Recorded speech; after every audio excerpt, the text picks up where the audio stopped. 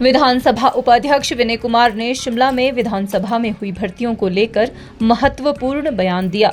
उन्होंने स्पष्ट किया कि सभी भर्तियां पूरी तरह से पारदर्शी तरीके से हुई है और इसमें किसी भी प्रकार की अनियमितता नहीं बरती गई है। विनय कुमार ने कहा कि जितनी भी भर्तियां विधानसभा में हुई है वे पूरी तरह से मेरिट के आधार पर हुई है। जब भर्ती प्रक्रिया शुरू हुई थी उस समय वे उपाध्यक्ष भी नहीं थे। उन्होंने कहा कि यदि उनका इन भर्तियों से दूर दूर तक कोई भी नाता निकलता है तो वे अपना पद छोड़ने के लिए तैयार है। उन्होंने ये भी कहा कि भर्ती प्रक्रिया में जो भी उम्मीदवार मेरिट में आए हैं उन्हीं को सिलेक्ट किया गया है। इस प्रक्रिया में किसी भी प्रकार की सिफारिश या पक्षपात की कोई जगह नहीं है।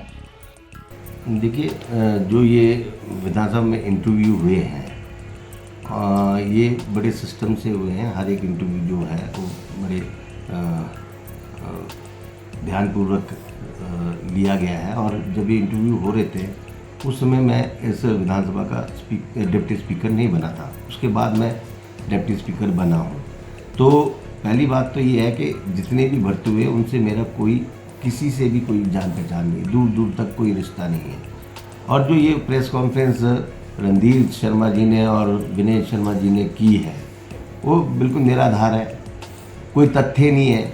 अगर उनके पास कोई सबूत है या वो इस बात को साबित करते हैं तो मैं चैलेंज से बोलता हूं उनको कि मैं अपने पद से त्यागपत्र देने के लिए तैयार हूं और मैं अपने पद को छोड़ दूंगा अगर वो इस बात को साबित करते हैं कि इन कैंडिडेट्स में से एक भी कैंडिडेट कोई मेरी जान पहचान का है या दूर दूर तक कहीं कोई मेरा किसी से कोई रिश्ता हो। तो ये आरोप लगाना बहुत इजी है। पॉलिटिक्स में आप एक दूसरे के ऊपर आरोप लगा दो, ये बोल दो वो बोल दो, पर मैं जहाँ तक समझता हूँ जो हमने विधानसभा की प्रक्रिया को देखा है उसमें बिल्कुल ट्रांसपेरेंट तरीके से और मेरिट बेस पे बिल्कुल मेरिटल जो स्टेटस रहा है जिस भी स्टूडेंट का और जिस भी चीज़ का, तो वो उस बेस पे हमने भर्तियाँ की है और ये बिल्कुल सही है। उसमें हो सकता है कि मेरिट में सिरमौर के लोग हैं तो वो भी आ सकते हैं, क्यों हमारे लोग भी तो इंटेलिजेंट हैं और चंबा के लोग भी इंटेलिजेंट हैं।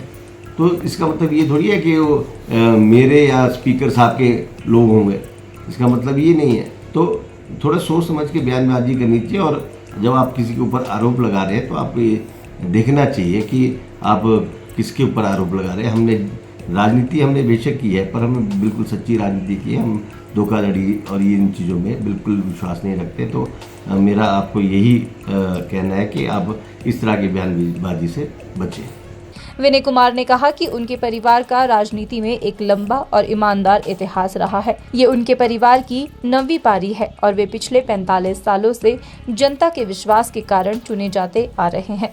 ये भरोसा सिर्फ सच्चाई और पारदर्शिता के कारण है। हिमाचल न्यूज़ 24/7 के लिए शिमला से हरदेव कुमार के साथ सपना शर्मा की रिपोर्ट। आप देख रहे हैं हिमाचल न्यूज़ 24।